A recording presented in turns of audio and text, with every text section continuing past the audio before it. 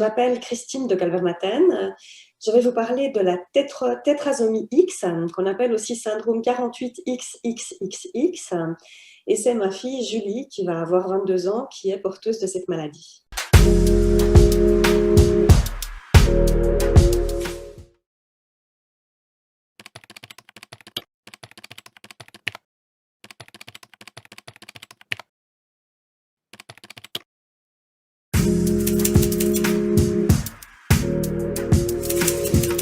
Donc, il y a ces petits symptômes, chaud au cœur, dysplasie de hanche, etc., qu'on a relevés.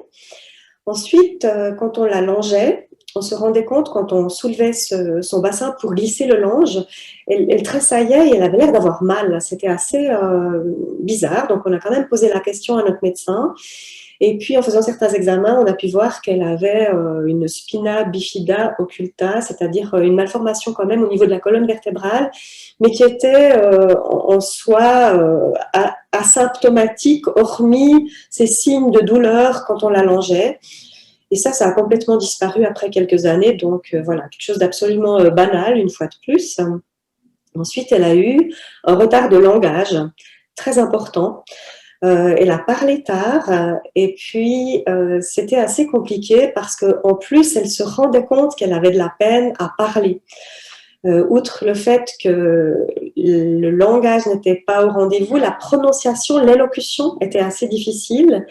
Et elle était consciente de ces difficultés, ce qui fait que, par exemple, quand le téléphone sonnait ou que quelqu'un sonnait à la porte, elle ne voulait ni répondre au téléphone, ni aller ouvrir, de peur que la personne qui s'annonçait par téléphone ou à la porte ne la comprenne pas.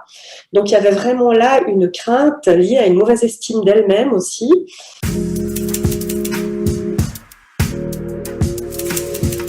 Mais pour refléter ce qu'elle en pensait et à quel point elle avait une conscience aiguë de cette difficulté-là, quand elle avait 8 ou 9 ans, elle m'a dit « Maman, ma tête, elle sait, mais ma bouche, elle ne sait pas ».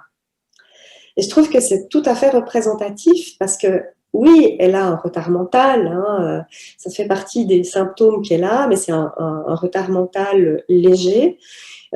Qui fait qu'elle est juste à la limite entre les deux mondes, elle est juste pas assez bien pour le monde dit normal, et puis un peu trop bien pour le monde pur du handicap, donc elle est dans cette zone grise, ce qui crée beaucoup de difficultés pour elle, avec une conscience justement accrue, aiguë de ces difficultés, qui rend les choses plus difficiles à quelque part.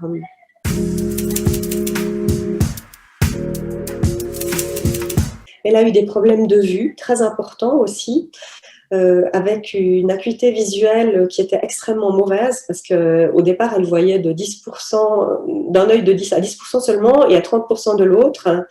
Et puis, on a dû faire beaucoup on est allé chez l'orthoptiste, chez l'ophtalmologue et tout. Elle a dû porter des patchs pour stimuler l'œil qui était le plus paresseux. Elle le portait 8 heures par jour, ce patch. Donc, elle devait tout faire avec son œil le plus paresseux. C'était difficile pour elle. Donc, du coup, elle tombait aussi souvent. Elle avait de la peine à avoir une vision stéréoscopique. Après, elle a dû porter des lentilles déjà à l'âge de 6 ans. Elle avait un verre très épais d'un côté parce qu'elle était très myope et pas du tout la même chose de l'autre côté parce qu'elle était hypermétrope et astigmate en plus des deux côtés. Vraiment des difficultés visuelles très conséquentes. Mais maintenant, avec le temps, on a réussi à bien corriger et même si elle reste très myope, avec des lunettes, avec des lentilles de contact, ça se passe de façon tout à fait correcte pour elle.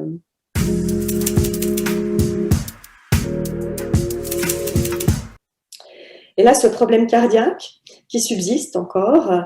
Elle a donc des fuites au niveau de certaines valves mitrales, avec un petit reflux, mais pas très grave. On doit simplement faire un suivi cardiaque une fois par année, éventuellement une fois tous les 2 ans, mais elle ne prend pas de médicaments, elle n'a pas subi d'intervention et ça n'a même pas d'effet sur ses activités physiques, hein, sur le sport, aucune incidence, pas de limitation de ce côté-là.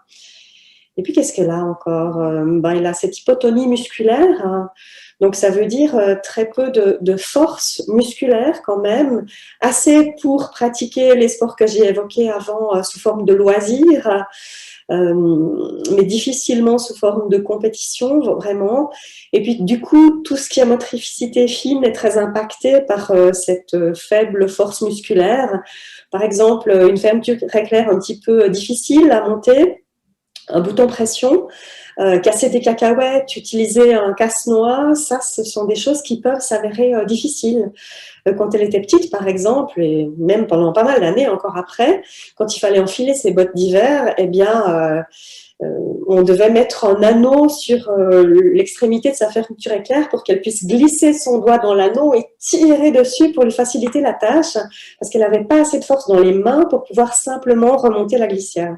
Donc ça, c'est des petits exemples, mais en fait, ça a nécessité des adaptations, des aménagements, mais rien de catastrophique en fait. Je dirais ce qui est plus difficile maintenant, c'est plus dans ces interactions sociales, dans la vie de tous les jours.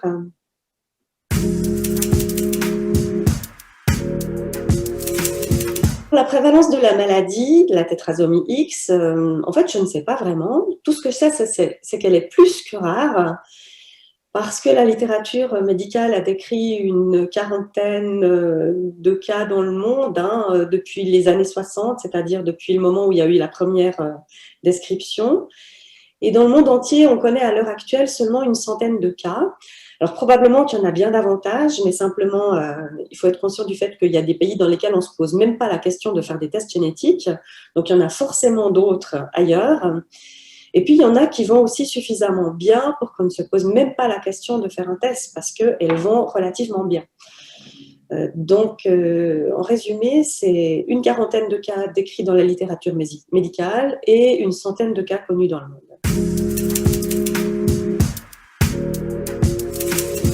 Non, je ne dirais pas qu'il s'agit de plusieurs variantes de la maladie, mais bien plutôt que la maladie se manifeste de façon variable chez les filles qui en sont atteintes. Donc, pour être clair, comme c'est une maladie qui touche les chromosomes X, au lieu d'avoir 2 chromosomes X comme les femmes, les messieurs ont X et Y, eh bien, Julie, elle a 4 chromosomes X et ça résulte d'une mauvaise répartition du matériel génétique dans les cellules au moment des premières divisions cellulaires. Donc, il ne s'agit pas d'une maladie que mon mari ou mon mari et moi aurions transmis à notre fille. Il s'agit d'un accident génétique. C'est vraiment la nature qui fait mal son travail. Donc, il n'y a pas à chercher là derrière de responsabilité ou de culpabilité. C'est horrible ces mots-là, mais en fait, c'est quand même des questions qui inévitablement effleurent les parents à un moment ou à un autre. Moi, en tant que scientifique, bien sûr, je me suis dit, mais ces chromosomes X en trop, ils viennent d'où? Ils viennent de moi, la maman, qui donne un X, ou de mon mari, qui donne aussi un X. Comment est-ce qu'on peut savoir? Est-ce qu'on peut chercher? Est-ce qu'on peut trouver?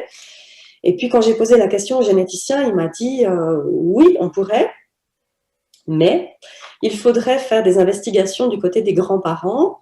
Et ce n'est pas forcément souhaitable parce que ça implique de faire rebondir et de répercuter la culpabilité et la responsabilité sur les grands-parents. Et franchement, ce n'est pas forcément utile, ce d'autant plus que ça ne va absolument rien changer dans la prise en charge.